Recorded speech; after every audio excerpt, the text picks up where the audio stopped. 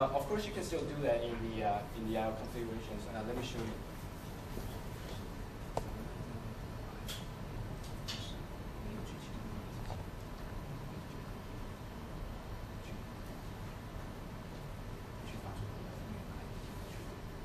That feature is basically used to check the IO status. For IO status, like if you have two buildings which are far away from each other, you won't be able to hear or see the alarms, right? So that feature can help you to check the status of those IOs.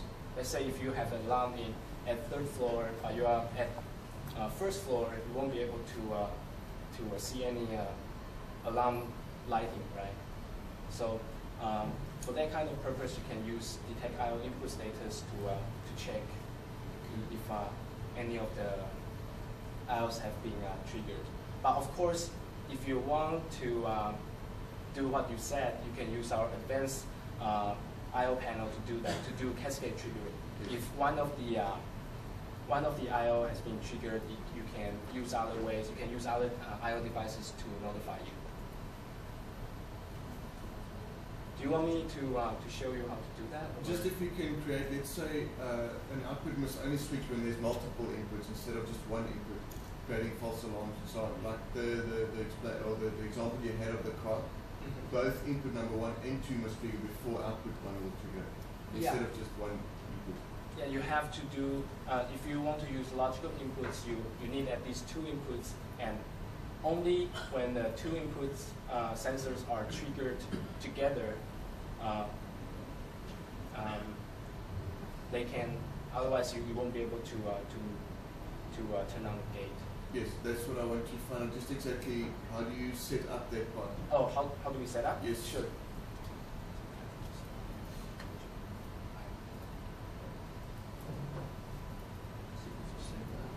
Yeah, we will create a new group right there, and I will drag 2 IO input sensors to it. So as you can see, they're in a cascade relationship.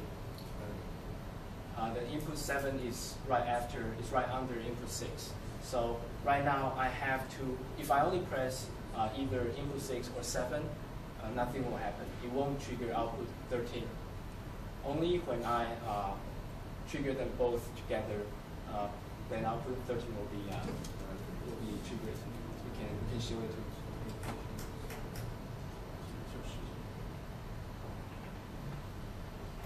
So you can see our test number 2. Yeah. Now I only triggered the number.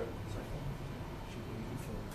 Now I just triggered the input 4, and nothing happened, right?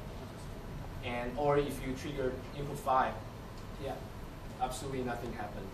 Only when you trigger them both together, it will trigger the alarm number 1.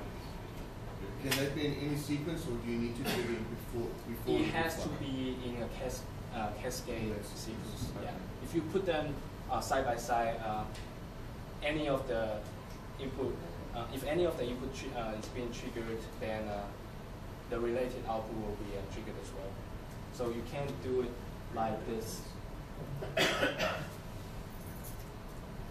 If I have 2 input devices,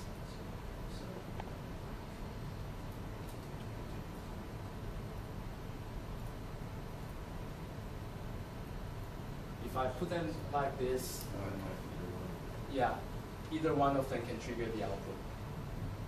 So by dropping one below the other, you created independence. Yeah. So if you want to use logical inputs, you need to set the input devices in sensors in cascade mode. Any more questions on IOs? I was expecting like more questions for this session, but I believe you guys are probably already an expert in IO devices.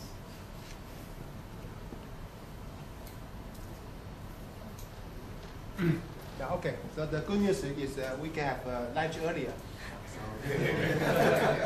So we have. So we'll be back 1:30 here. Yeah. So we prepare lunch in the One floor down. one floor. Yeah, one floor. Down. If you have any questions about the morning sessions, you can ask any of our staffs here, or you can look for me. My name is Edwin. Once again, yeah. Do you have guest wireless access to the internet? Oh, not really. But if you want to use internet, you can. Maybe we can prepare some. Yeah, we can prepare one here. Since we ended early, so we could have a company tour in case for those of you who visit our company the first time.